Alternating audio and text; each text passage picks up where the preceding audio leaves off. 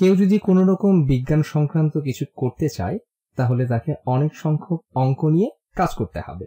তুমি যাই করো না কেন, জীববিজ্ঞান, রসায়ন, পদার্থবিদ্যা, সংখ্যা অবশ্যই থাকবে। কিছু ক্ষেত্রে সংখ্যাগুলি খুব বড়, অনেক বড়, অনেক বড় সংখ্যা, অথবা খুবই ছোট সংখ্যা, খুবই ছোট সংখ্যা থাকবে। তুমি কিছু বড় সংখ্যা আন্দাজ করতে পারো। আমি যদি জিজ্ঞেস করি মানুষের দেহে কত সংখ্যক অণু আছে, অথবা মানুষের দেহে কত সংখ্যক কোষ আছে, অথবা পৃথিবীর ভর কেজিতে কত, তারা অনেক বড় সংখ্যা। আমি যদি জিজ্ঞেস করি একটি ইলেকট্রনের ভর কত হবে, তো তা হবে অনেক ছোট সংখ্যা। যে কোনো রকমের বিজ্ঞানে তোমাকে এসব নিয়ে কাজ করতে হবে। উদাহরণস্বরূপ তোমাকে সবচেয়ে সাধারণ সংখ্যাটি দেখাই, যেটা তুমি বিশেষত রসায়নে দেখবে। এটাকে অ্যাভোগাদ্রোর সংখ্যা বলা হয়। এবং আমাকে যদি সংখ্যাটি লিখতে হতো প্রমাণিত উপায়ে, এটা এভাবে লেখা থাকতো।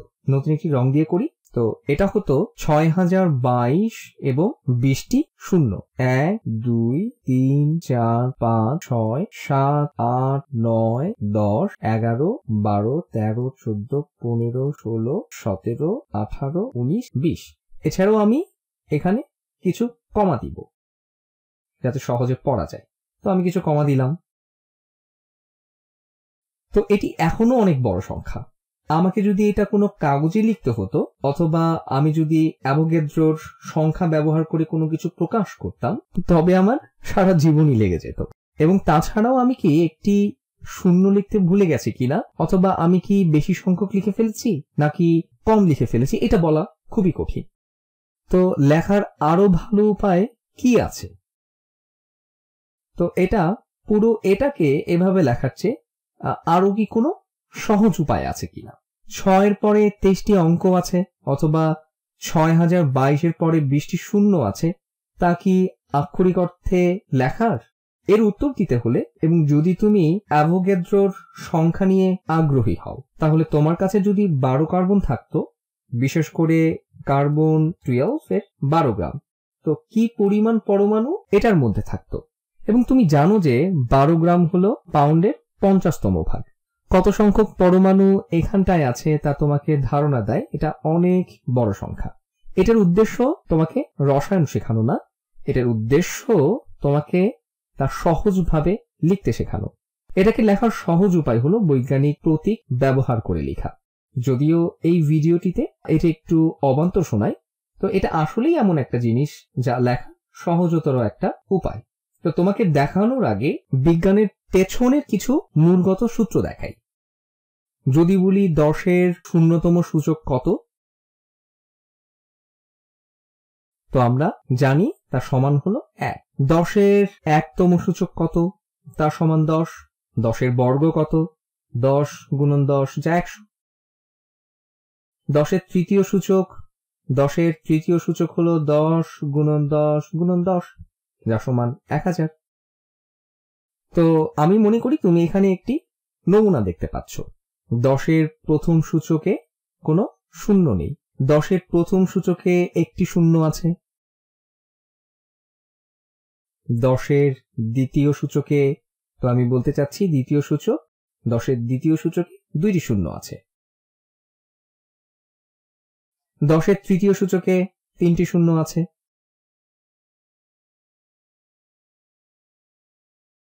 তো এখানে কত? 3টি শূন্য। আমি যদি 10-এর 100তম সূচক করতাম, এটা দেখতে কেমন হতো? আমি এটা পুরো লেখার দরকার মনে করি না। এটা হতো একের পর, তুমি আন্দাজ করতেই পারছো, 100টি শূন্য।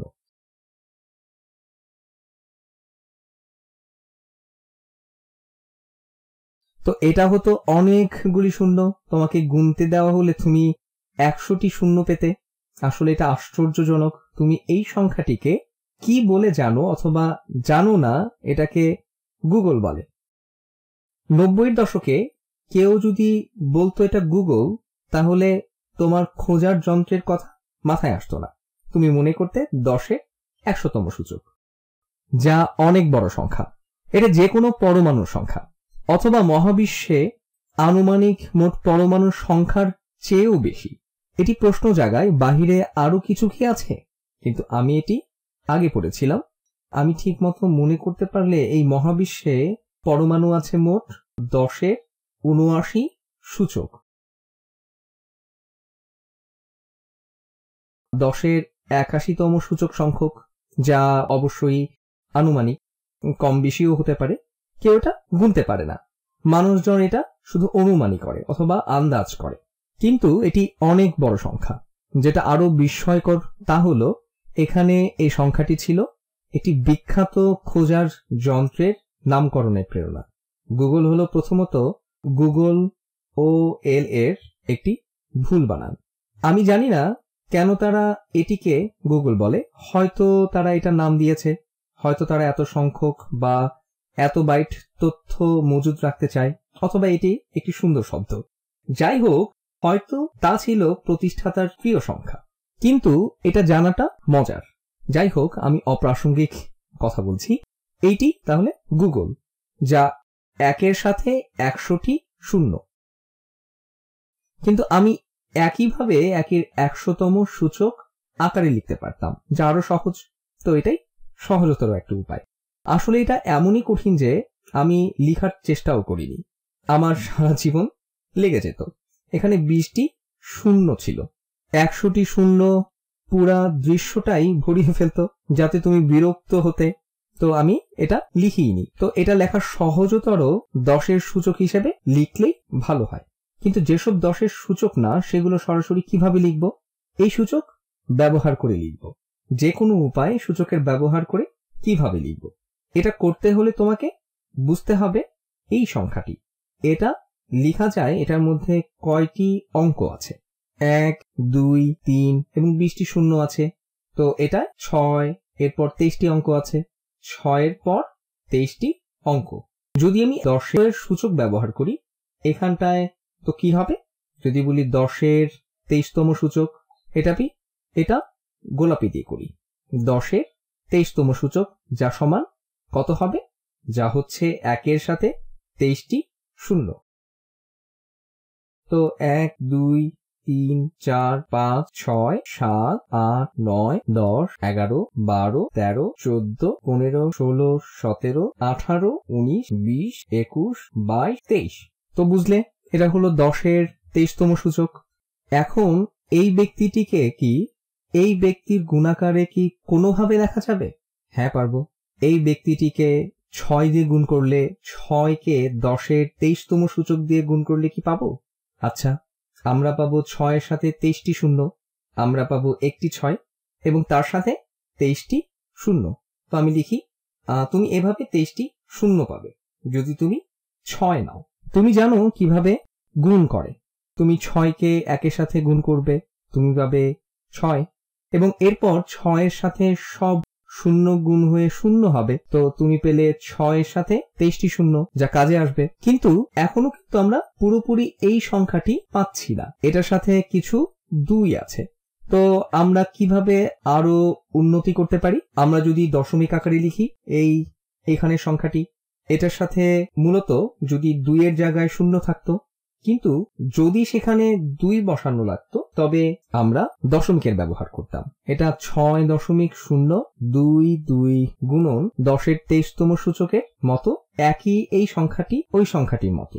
কিন্তু এটা এভাবে লেখা বেশি সহজ। তুমি চাইলে মিলাতে পারো, কিন্তু অনেক সময় লাগবে। আমাদের ছোট অঙ্ক দিয়ে শুরু করা উচিত। যদি 6.022কে 10-এর 23তম সূচক দিয়ে গুণ করতে হয় এবং পুরোটা লিখলে তুমি এই সংখ্যাটিই পাবে, যা অ্যাভোগাদ্রোর সংখ্যা।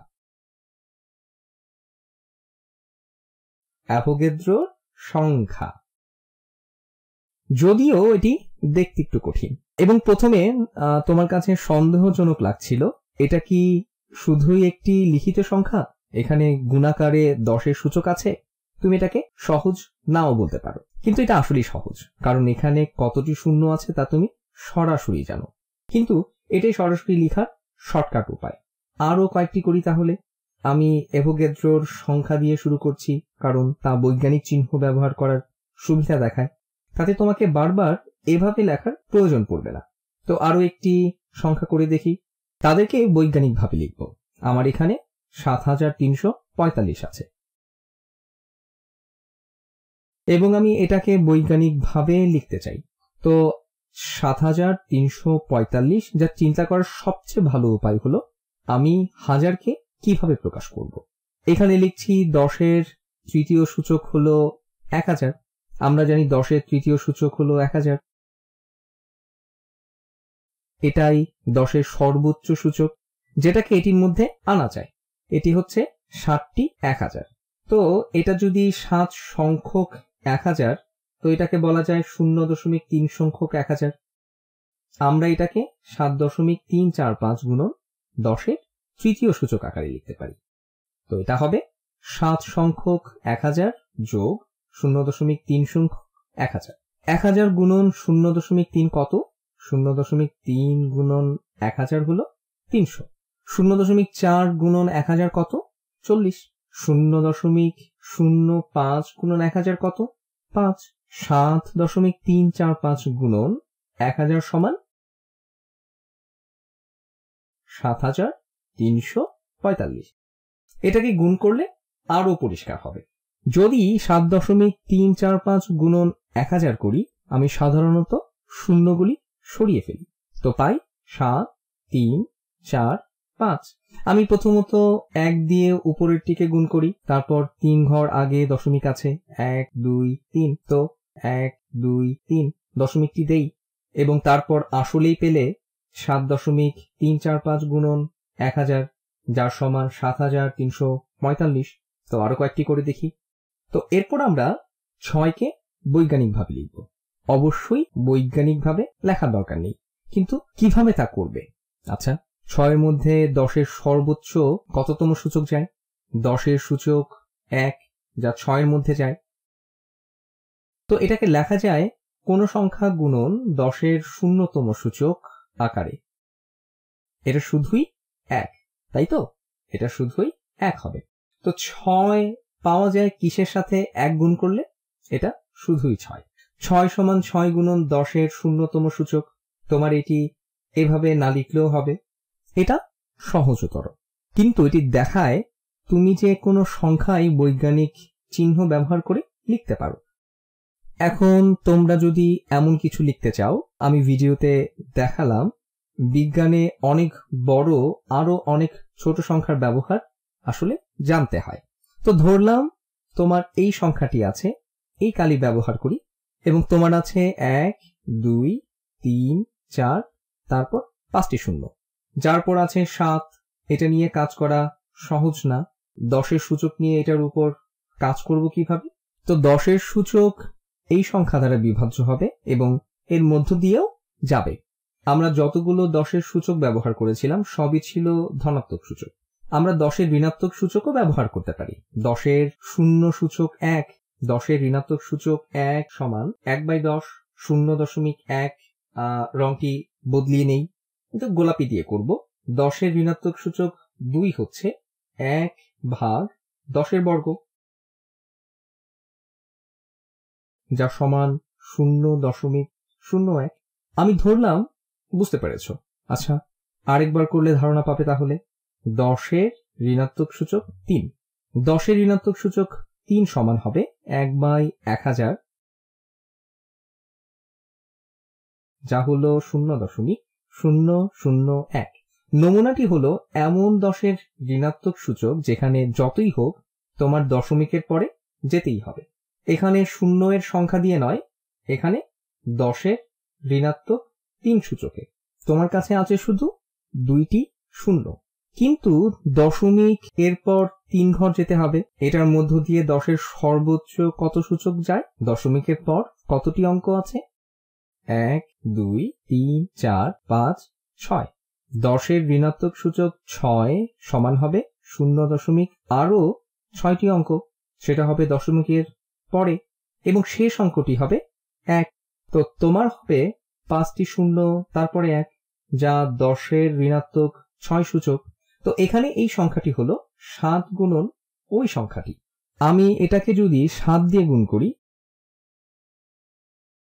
আমরা পাই 7 গুণন 1। তারপর 1 2 3 4 5 6 6টি অঙ্ক আছে দশমিকের পরে। এই সংখ্যাকে 7 দিয়ে গুণ করলে ওই সংখ্যার সমান হয় যা দিয়ে আমরা শুরু করেছিলাম।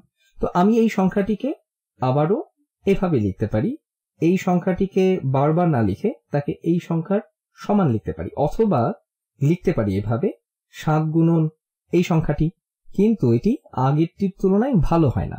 এটি একই 10-এর ঋণাত্মক 6 সূচকের মতোই, বা 7 গুণন 10-এর ঋণাত্মক 6 সূচক।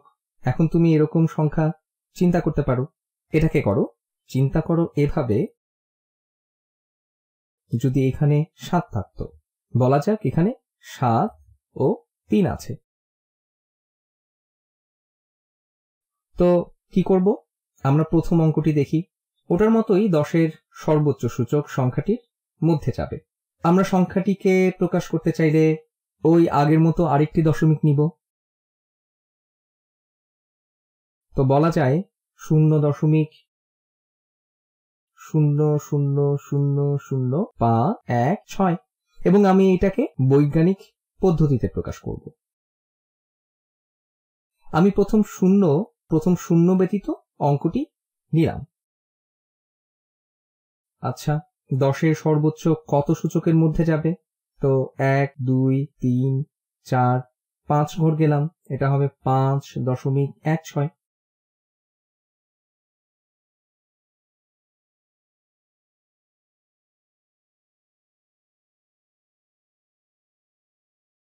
তো আমি নিলাম 5, এবং বাকি সবই দশমিকের পরে হবে, গুণন 10। তো এটাই হবে 10-এর সর্বোচ্চ সূচক, যা এই শূন্য ব্যতীত সংখ্যার মধ্যে যাবে। তো এটা 1 2 3 4 5, 10-এর ঋণাত্মক সূচক 5। তো আরেকটি উদাহরণ করি। যে যুক্তিটি আমি বোঝাবো তা হচ্ছে, যদি বাম থেকে শুরু করে প্রথম যে শূন্য ব্যতীত অঙ্কটি পাবে ওখানে তুমি সূচক পাবে। তো ওখানে আমি 10-এর ঋণাত্মক সূচক 5 পেয়েছি, 0.000000008192। পরিষ্কারভাবে এটি লেখা খুবই কষ্টকর। তুমি শূন্য দিতে বা এতগুলি শূন্য যোগ করতে ভুলে যেতেই পারো। যদি তুমি বৈজ্ঞানিক গবেষণা করো, এটা তোমার জন্য খারাপই হবে। তুমি নিশ্চয়ই এত ছোট ভুলে ওষুধ দিবে না। যাই হোক, বাদ দিয়ে এটাকে কিভাবে বিজ্ঞানিক পদ্ধতিতে লিখব? তো প্রথম শূন্য ব্যতীত অঙ্কটি নিলাম। বাম থেকে শুরু করলে এটা হবে 8.192। আমি দশমিক দিয়ে লিখব 0.192 গুণন 10-এর সমান কত? তো গুণে দেখি। গুণন 10-এর 1 2 3 4 5 6 7 8 9 10। ওটাকে সহ ধরে 10-এর ঋণাত্মক 10 সূচক আমি ধরে নিলাম। তোমার আগেরটির চেয়ে এই সংখ্যাটি লিখতে সহজ লাগবে। এটা বৈজ্ঞানিক পদ্ধতির আরেকটি শক্তিশালী ব্যাপার। আমার কাছে যদি 2টি সংখ্যা থাকে এবং তাদের গুণ করতে চাই, আমি 0.005 কে গুণ করতে চাই 0.008 এর সাথে।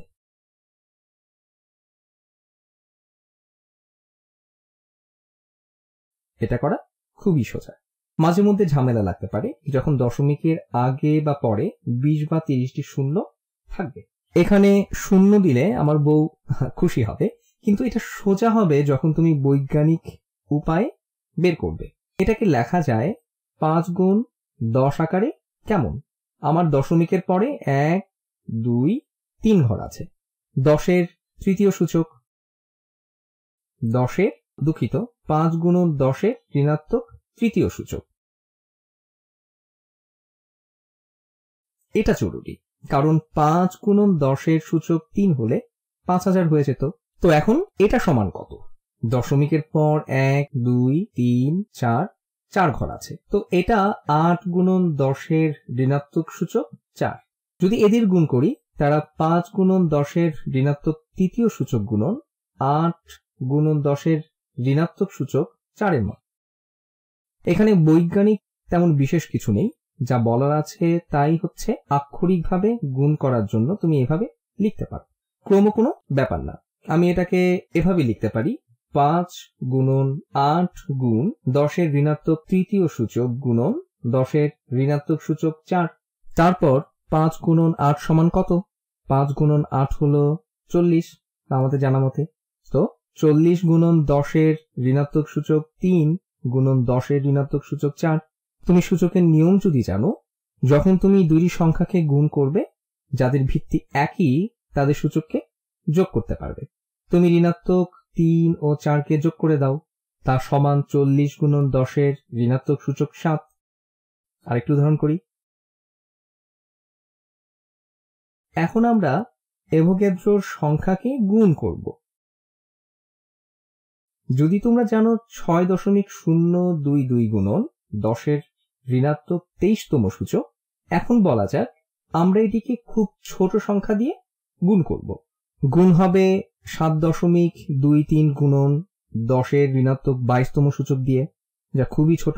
তুমি দশমিক পাবে, তারপর পাবে 21টি শূন্য, তারপর তুমি পাবে একটি 7 এবং 2 এবং 3। এটা খুবই ছোট সংখ্যা, কিন্তু যখন তুমি গুণ করবে বৈজ্ঞানিকভাবে তার সোজা সাপটা নিয়ম। এটা হবে 6.022 গুণন 10-এর 23তম সূচক গুণন 7.23 গুণন 10-এর ঋণাত্মক 22তম সূচক। আমরা ক্রমটিকে বদলাতে পারি। তো এটা সমান 6.022তম সূচক গুণন 7.23। এটা এই অংশটি।